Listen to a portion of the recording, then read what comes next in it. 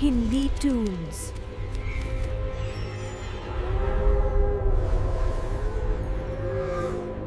भीमनगर गांव की ठंडी शाम थी। हर तरफ कड़कड़ाती ठंड फैल चुकी थी और इस गांव के बहुत से राज अब भी छुपे हुए थे। गांव में चौपाल के कोने में एक छोटी सी चाय की दुकान थी, जहां गांव वाले कुछ लोग आया करते थे। आज भी कुछ लोग इस दुकान पर ठंड के मौसम का मजा ले रहे थे। ये तो रोज का नाटक शुरू हो गया है। शाम होते ही बत्ती गुल हो जाती है रोज रोज। हाँ, बिल्कुल सही कहा। पर जो भी कहो, शाम को या ठंड में चाय पीने के साथ साथ गपशप करने का मजा ही अलग है। हाँ, एकदम सही बात कही। लेकिन ये क्या, विजय काका तो आए नहीं अभी तक। विजय काका से शाम को कहानी सुने बगैर कोई मजा ही नहीं आता। अरे क्या बोल रहा है, वो कोई कहानी नहीं, सब सच्ची वाक्या है। अरे छोड़ो यार, मुझे तो नहीं लगता वो कोई सच्ची वाकयात है। क्यों, पिछली बार की बात याद नहीं? वो जो विजय काका बता रहे थे, किसी डिगर राम की जगह पर एक कुएं में एक पिशाच रहता था। वो भी भला हो सकता है कहीं? इस दुनिया में आंखों के सामने जो दिखता है, उसके बाहर भी बहुत कुछ होता है। तो शायद तू यकीन नहीं करता, इसलिए ये सब कह रहा है। तीनों ऐसी बातें कर रहे थे, तब एक बूढ़ा आदमी वहां आ पहुंचता है। क्या हाल है, कैसे हो सब?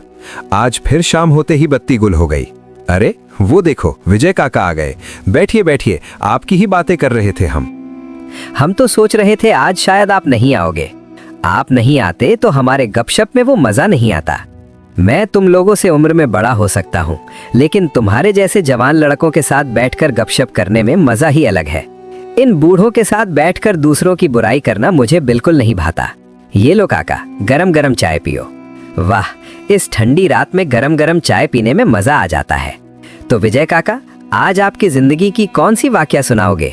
अच्छा काका, आपने सामने से कभी भूत देखा है कोई? विजय काका कुछ देर सोचकर फिर बोलने लगते हैं। तुम लोग शायद सोचते होगे कि मैं तुम्हें जो वाकयात सुनाता हूँ वो सब झूठी है, पर ऐसा बिल्कुल नहीं है। सच में काका, आप जो वाकयात सुनाते हो वो सुनकर तो किसी को भी डर लग जाएगा।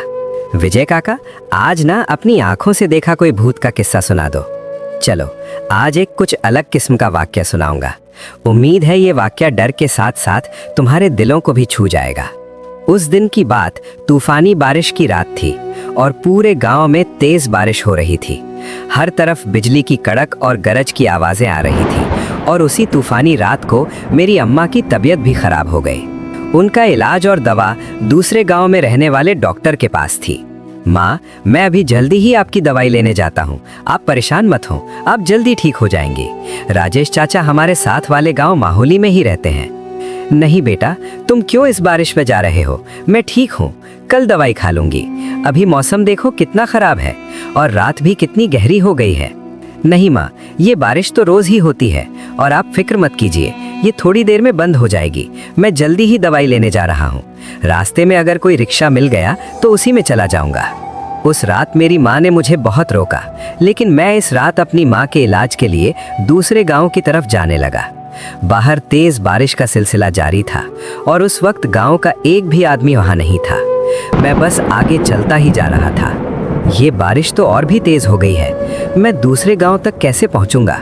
लेकिन जो भी हो, मुझे माँ के लिए वहां पहुंचना ही होगा। मैं बस चलता ही जा रहा था और अब जैसे जैसे रात काली होती जा रही थी, बारिश उतनी ही तेज होती जा रही थी। बारिश की बूंदें मेरे जिस्म पर ऐसी पड़ रही थी जैसे कोई छोटे छोटे छुर्रे चुभा रहा हो। रात के इस सन्नाटे को चीरते हुए मैं आगे बढ़ता गया। तभी मेरी नजर आगे एक जगह पर पड़ी। वहां एक आदमी रिक्शा लिए जा रहा था। मैंने जोर से आवाज लगाई तो वो रुक गया और मेरे पास आकर खड़ा हो गया। जी भाई, क्या हुआ? कहाँ जाना है? इतनी रात को इस बारिश में यहाँ क्या कर रहे हैं? इस वक्त तो यहाँ कोई जानवर भी नहीं निकला होगा। भाई, मुझे इस साथ वाले माहौली गांव जाना था। वहाँ जो डॉक्टर रहता है उससे अपनी माँ के लिए दवाई लेनी थी। क्या क्या कहा तुमने? तुम्हारा दिमाग ठीक है? इस बारिश में माहौली गांव जाने की बात कर रहे हो? लगता है तुम इस गांव की खबरों से अनजान हो। क्या तुम यहाँ नए हो?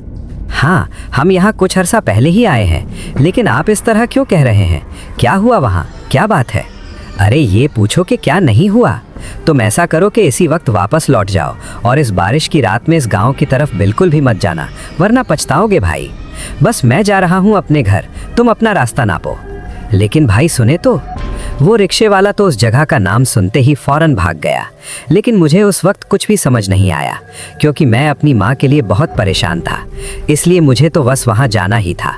उस आदमी की बातों को नज़रअंदाज करके मैंने दोबारा चलना शुरू कर दिया। मैं जब जा रहा था तभी इस रात की तेज बारिश में मुझे एक अजीब सी काली बिल्ली दरख्त पर बैठी नजर आई। मैं जाकर उस दरख्त के पास खड़ा हो गया, लेकिन वो बिल्ली ना तो हिली और न ही भागी। वो बस एक अजीब ठहरी हुई नज़र से मुझे देख रही थी, जैसे कि वो मुझे कुछ कहना चाह रही हो या मुझे किसी खतरे से रोक रही हो। इसी आसमान में बिजली जोर से कड़की और बारिश और भी तेज हो रही हो। मेरा दिल अचानक जोर से धड़कने लगा। मैंने बिना एक पल गवाए वहां से कदम खींच लिए और जल्दी से दूसरे रास्ते पर चलने लगा। मैं फिर थोड़ी देर के लिए रुकने के लिए एक दरख्त के नीचे खड़ा हो गया। मैंने सोचा कि शायद ये बारिश थोड़े वक्त में बंद हो जाए। तभी मेरे सामने से एक बेहद प्यारी सी लड़की आई और मेरे साथ खड़ी हो गई। वो मुझे बस घूरती ही जा रही थी। वैसे एक तरफ मेरे दिल को थोड़ी तसल्ली भी मिल गई कि चलो इस बारिश की रात में इस सुनसान रास्ते पर कोई और भी है। फिर कुछ देर बाद मैंने उससे कहा, आप कौन हैं और इस बारिश में इस सुनसान रास्ते पर अकेले क्या कर रही हैं? मैं इस गांव में काम करती हूँ। मेरा घर इसके साथ वाले गांव माहौली में है। मुझे आज देर हो गई थी और मैं घर जा रही थी, लेकिन आधे रास्ते में ही मैं फंस गई। ये तेज बारिश शुरू हो गई, जो कि अभी तक बंद होने का नाम नहीं ले रही। अच्छा, वैसे मुझे लगा था कि शायद मैं ही इस सुनसान जगह पर अकेले जा रहा हूँ, लेकिन अब थोड़ी तसल्ली हो गई कि आप भी इस गांव की तरफ इसी रास्ते पर हैं। वैसे मैं भी इसी गांव की तरफ ही जा रहा हूँ। ये तो फिर बहुत अच्छी बात है। आप प्लीज़ मेरी मदद कर सकते हैं? मुझे इस बारिश की रात में इस सुनसान रास्ते से जाने में डर लग रहा है। यहाँ पर ना तो कोई रिक्शा है इस वक्त और ना ही कोई टैक्सी। मदद? लेकिन कैसे मदद करूँ मैं आपकी? आप भी इस गाँव की तरफ जा रहे हैं, मेरा घर भी वहाँ है। क्या आप ऐसा कर सकते हैं कि हम साथ में ही वहाँ चलें? आप पहले मुझे जल्दी से वहाँ छोड़ दीजिए, फिर आप अपने रास्ते चले जाइए। प्लीज़, मैं अकेले नहीं जा पाऊँगी। ठीक है, मैं वैसे भी वहाँ ही जा रहा था। मैं आपको हिफाजत से घर छोड़ दूँगा, फिर मैं अपने काम के लिए चला जाऊँगा। अच्छा, सही है। आपका बहुत बहुत शुक्रिया। अब मैं और वो लड़की उस तेज़ बारिश में साथ में ही सफ़र करने लगे। पूरे रास्ते में बारिश की बूंदें तेज़ी से हमारे जिस्म पर पड़ रही थीं। रास्ता और भी सुनसान हो गया था और चारों तरफ अंधेरा फैला हुआ था। हर तरफ से अजीब अजीब आवाज़ें आ रही थीं और फिर बिजली की कड़क की आवाज़ माहौल को और भी डरावना बना रही थी। जब मैं और वो लड़की जा रहे थे तभी आधे रास्ते में मुझे एक अजीब से जानवर की चीख सुनाई दी। वो आवाज़ इतनी डरावनी थी कि उसकी गूंज पूरे जगह में फैल गई। अरे, ये खौफनाक आवाज़! अब तो मुझे लग रहा है कि इस गांव जाते हुए माहौल और भी बढ़ रहा है। ये माहौल कैसा भयानक होता जा रहा है और ऊपर से ये जानवरों की आवाज़ें। उफ, ये इस गांव की तरफ जाने वाला रास्ता सच में बहुत सुनसान है। मुझे भी इसीलिए अकेले डर लग रहा था, लेकिन ये तो अच्छा हुआ कि हम दोनों साथ में जा रहे हैं। मेरा डर भी थोड़ा कम हो गया। तभी चलते चलते अचानक मुझे वहाँ दरख्तों के सामने एक अजीब साया नज़र आया, जैसे कोई वहाँ खड़ा हो। लेकिन जब हम आहिस्ता आहिस्ता करीब पहुँचे तो वहीं बिजली की आवाज़ के साथ ही गायब हो गया। वो लड़की तो बस चुपचाप आगे जा रही थी, लेकिन मैं रुककर उससे बोला, ये साया देखा आपने? यहाँ कोई खड़ा था, लेकिन अब तो कुछ भी नहीं है। नहीं तो मैंने तो कुछ नहीं देखा, वहाँ तो कुछ भी नहीं था। आपको बस वैसे ही वहम हुआ होगा। इस लड़की की ये बात सुनकर मैं थोड़ा हैरान हो गया और एक तरफ मुझे भी लगा कि शायद ये मेरा ही वहम था। इसलिए मैं और वो लड़की दोबारा आगे बढ़ने लगे। बारिश बहुत तेज थी और वहाँ से जाते हुए मुझे फिर ऐसा नजर आया जैसे सामने कोई बच्चा जमीन पर पड़ा हुआ हो। लेकिन जब हम करीब पहुँचने लगे तभी बिजली की तेज आवाज के साथ वहाँ भी कुछ नहीं था। अब आगे विजय काका के साथ क्या होगा ये हम देखेंगे इस वीडियो की नेक्स्ट पार्ट में। अब आपसे मुलाकात होती है एक नई वीडियो के साथ।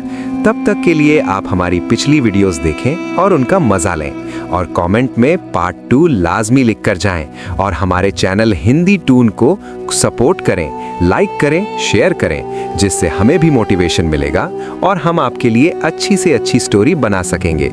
अब आपसे मिलते हैं अगले स्टोरी में। तब तक के लिए अल्लाह हाफिज।